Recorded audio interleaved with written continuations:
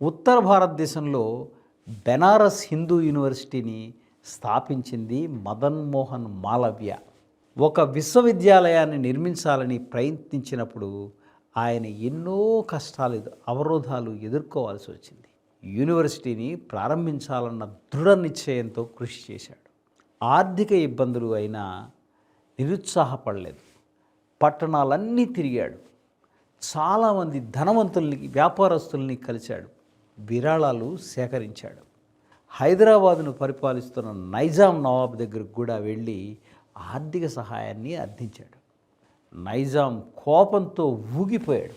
చందా కోసం నా దగ్గరికి రావడానికి నీకెంత ధైర్యం?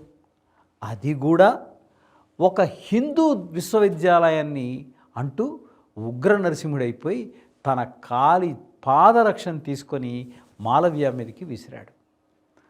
మాలవ్య దాన్ని తీసుకొని మౌనంగా బయటకు వచ్చి దానిని వేలం వేయడం మొదలుపెట్టాడు. నైజాం గారి పాదరక్ష కాబట్టి దాన్ని కొనేందుకు చాలామంది ముందుకు వచ్చారు. ఈ సంగతి తెలుసుకున్న నైజాం ఇబ్బంది పడ్డాడు.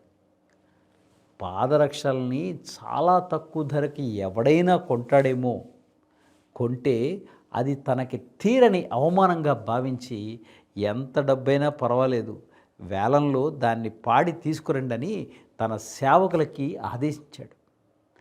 ఆ విధంగా మాలవ్య ఎక్కువ డబ్బుకి నైజాం పాదరక్షని అతనికి అమ్మి ఆ డబ్బుని కాశీ విశ్వవిద్యాలయ నిర్మాణానికి ఉపయోగించాడు.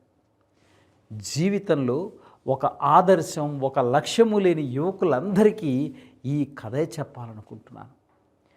ఏ పనిలో అయినా సరే విజయాన్ని సాధించేందుకు అవరోధంగా నిలిచేది ఏమిటో మీకు తెలుసా? నైపుణ్యాలు, అర్హతలు లేకపోవడం కాదు, తనకు అన్ని అవకాశాలు మూసుకుపోయాయి అని ముందుగానే ఏర్పరచుకున్నటువంటి అభిప్రాయమే ఒక పెద్ద అవరోధం అవుతుందండి. మీ దగ్గర ఏముంది అనేది కాదు ముఖ్యం, నీ దగ్గర ఉన్న దాన్ని ఎలా ఉపయోగిస్తావు అనే దాన్ని బట్టే నీ జీవితంలో మార్పు వస్తుంది. అవకాశాలు ఎక్కడా లేవు అనే అభిప్రాయంతో ప్రయత్నాన్ని విరమించకు.